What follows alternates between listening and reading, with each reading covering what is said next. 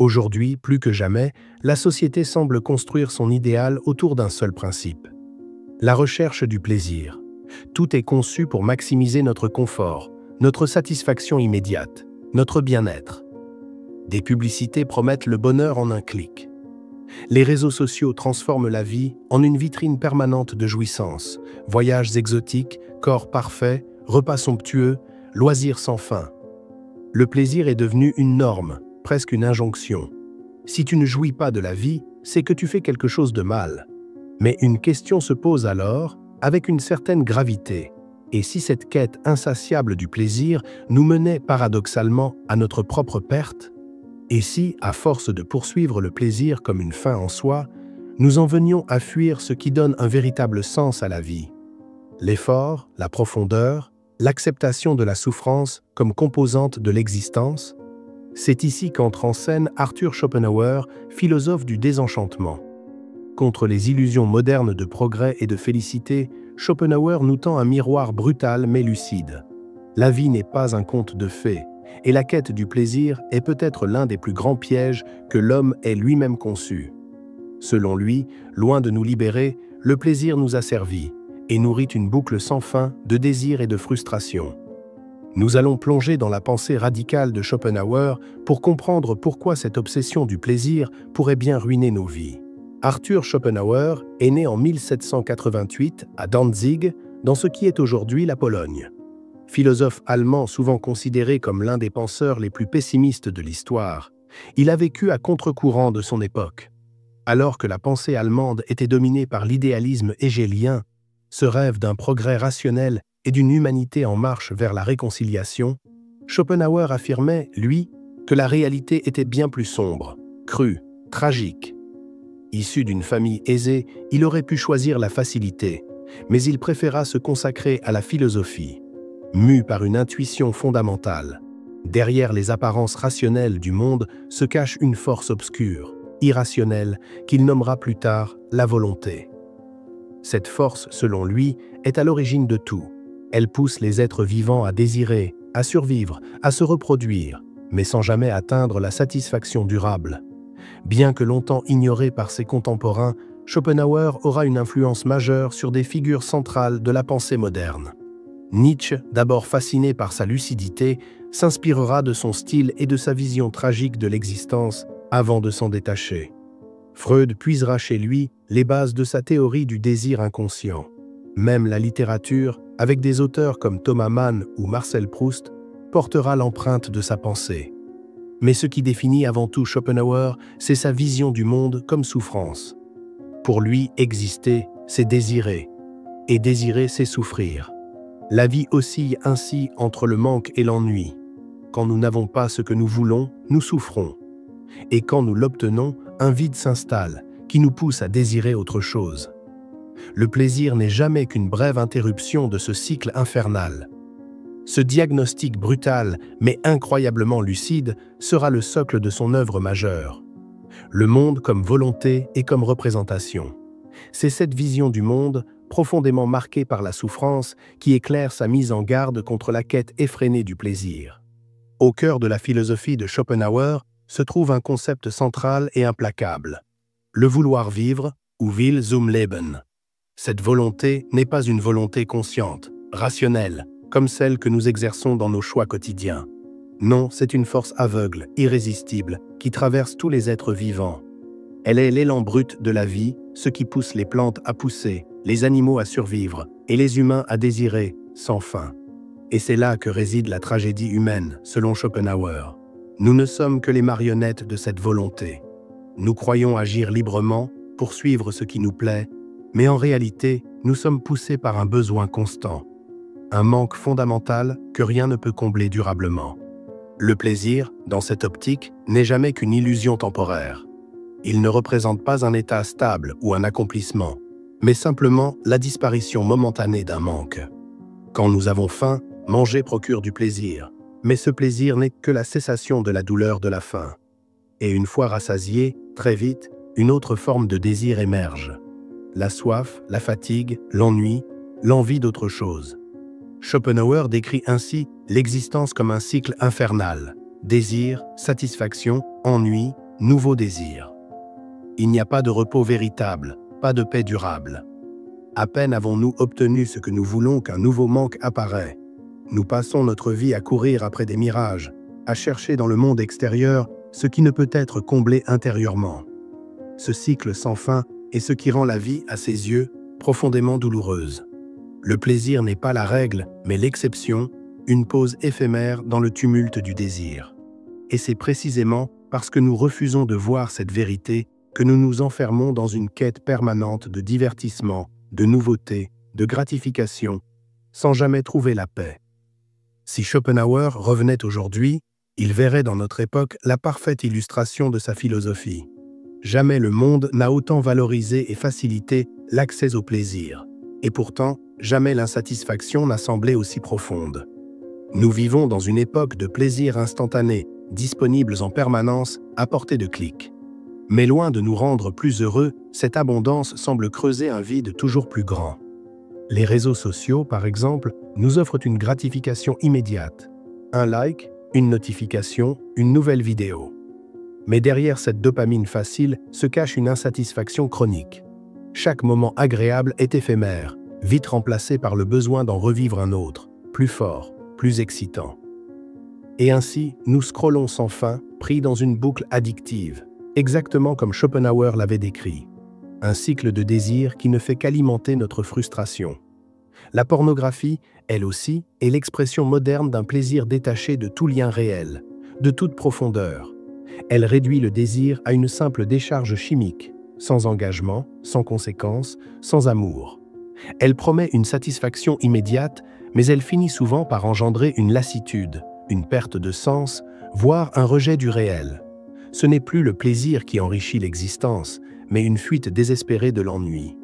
Et que dire de la surconsommation? Le capitalisme contemporain a compris que l'humain désire sans fin. Alors il produit, inonde, vend.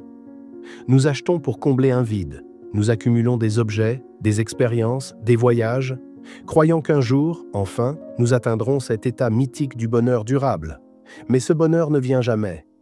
Car ce qu'on achète, ce n'est pas la paix intérieure, c'est une illusion de complétude, toujours repoussée un peu plus loin.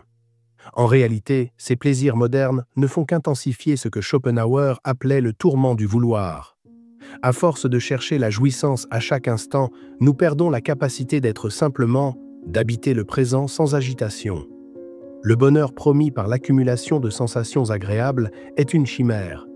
Il repose sur un malentendu fondamental. Croire que le plaisir est une fin en soi, alors qu'il n'est qu'un soulagement passager dans une mer de désirs insatisfaits. Loin d'être un simple constat pessimiste, la pensée de Schopenhauer contient aussi un avertissement profond, presque prophétique. Plus nous cherchons le plaisir, plus nous renforçons notre propre souffrance. Le problème, ce n'est pas que le plaisir existe, c'est qu'en faire le centre de notre vie, c'est bâtir notre existence sur un sol instable, toujours mouvant. Chaque plaisir atteint éveille un nouveau désir. Chaque gratification alimente un manque à venir. Ainsi, plus nous voulons, plus nous sommes prisonniers de ce que nous n'avons pas. Schopenhauer nous dit « Le vouloir est en soi souffrance ». En d'autres termes, dès que nous voulons quelque chose, nous créons en nous une tension, une attente, une frustration. Et même lorsque cette attente est comblée, le soulagement est bref, fugace, aussitôt remplacé par un nouveau manque. Et que se passe-t-il lorsque, par miracle, il n'y a plus de désir? Lorsque tous nos besoins sont momentanément satisfaits, nous sombrons dans l'ennui, cette autre forme de souffrance que Schopenhauer juge tout aussi intolérable. L'homme, selon lui, oscille perpétuellement entre deux pôles, la douleur du manque et le vide de l'ennui. C'est pour cela que fuir l'ennui par des distractions constantes ne fait que nous rendre encore plus dépendants, plus fragiles, plus esclaves de nos pulsions. Dans cette logique, Schopenhauer rejette l'idée selon laquelle la multiplication des plaisirs pourrait nous rapprocher du bonheur. Pour lui, c'est exactement l'inverse. La sagesse consiste à réduire nos désirs, à simplifier notre rapport au monde, à nous détacher de cette volonté tyrannique qui nous habite. Cela ne signifie pas fuir la vie ou se replier dans l'austérité absolue, mais plutôt développer une forme de lucidité, de maîtrise intérieure. Apprendre à vivre sans courir après chaque impulsion. Accepter que le monde ne nous doit rien. Trouver dans la contemplation, dans l'art, dans la connaissance ou même dans le silence, une paix plus profonde que celle qu'offre le plaisir éphémère. Son avertissement, donc, est limpide. Si nous faisons du plaisir notre Dieu, nous deviendrons ses esclaves. Et plus nous tenterons d'échapper à la souffrance par l'accumulation de plaisir, plus nous nous enfoncerons dans un mal-être chronique. La véritable liberté ne consiste pas à tout vouloir, mais à apprendre à se suffire de peu. Face à ce monde régi par le désir et le manque, Schopenhauer n'abandonne pas tout espoir.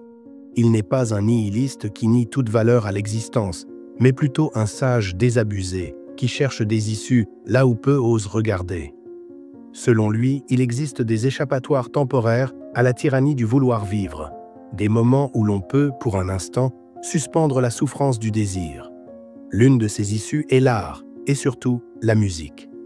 Pour Schopenhauer, la musique est l'expression la plus pure de la volonté, mais aussi son antidote momentané. En écoutant une œuvre musicale, en contemplant un tableau ou en lisant une grande œuvre littéraire, nous cessons temporairement d'être des êtres de désir. Nous ne voulons plus rien. Nous sommes simplement là, absorbés, délivrés de nous-mêmes. L'art devient ainsi un sanctuaire, un lieu de répit dans le tumulte de l'existence. Une autre voie est celle de la compassion. Car dans la souffrance universelle qu'il observe, Schopenhauer voit aussi un lien profond entre tous les êtres. Comprendre que chacun souffre comme nous, c'est ouvrir la porte à une morale de la pitié, de la bienveillance désintéressée. Cela ne supprime pas la souffrance, mais cela en change la nature. Elle devient partagée, humaine, presque sacrée. Mais l'idéal ultime, pour Schopenhauer, est celui de l'ascèse. Un mode de vie basé sur le détachement, la réduction volontaire des désirs. Il ne s'agit pas de s'infliger des privations par pure rigidité morale, mais de comprendre que moins on désire, plus on est libre. Dans ce dépouillement intérieur naît une forme de paix, rare et fragile, mais plus authentique que tous les plaisirs accumulés. On pourrait appeler cela un stoïcisme pessimiste. Là où les stoïciens acceptent le monde rationnellement et cherchent la vertu dans l'alignement avec la nature, Schopenhauer accepte le monde tragiquement et cherche la sagesse dans le renoncement. Pour lui, il ne s'agit pas de fuir la douleur, mais de l'accepter comme partie intégrante de l'existence et de cesser de nourrir les illusions qui ne font que la renforcer. En ce sens, la voie qu'il propose n'est pas joyeuse, mais elle est lucide. Et dans cette lucidité naît peut-être une forme de sérénité que le plaisir, lui, ne pourra jamais offrir. À l'ère de la gratification immédiate, où chaque frustration doit être effacée à coups de clics, de likes ou d'achats impulsifs, la pensée de Schopenhauer résonne comme une claque salutaire. Il nous rappelle que le plaisir n'est pas la clé du bonheur, mais souvent son obstacle. Que plus nous cherchons à fuir l'inconfort, plus nous l'alimentons. Et que derrière chaque désir se cache une souffrance en attente. Le monde moderne nous vend l'idée que la vie doit être agréable, facile, excitante à chaque instant. Mais cette illusion est justement ce qui nous rend malheureux. Nous confondons liberté et impulsivité, bonheur et stimulation constante. Nous devenons esclaves de nos envies, de nos écrans, de nos pulsions, croyant nous libérer alors que nous nous enchaînons nous-mêmes. Alors la vraie question devient personnelle, intime, presque inconfortable. Suis-je libre ou suis-je esclave de mes désirs? Schopenhauer ne nous invite pas à haïr la vie ni à rejeter toute forme de plaisir. Il nous appelle plutôt à la lucidité, à comprendre que la souffrance fait partie de l'existence et que la sagesse n'est pas de l'éviter à tout prix, mais de vivre avec elle, sans illusion. Et peut-être que dans ce renoncement au plaisir illusoire, dans cette acceptation du réel tel qu'il est, imparfait, douloureux, mais aussi profond, se trouve une forme de paix durable, bien plus précieuse que tous les plaisirs fugaces que notre époque nous propose.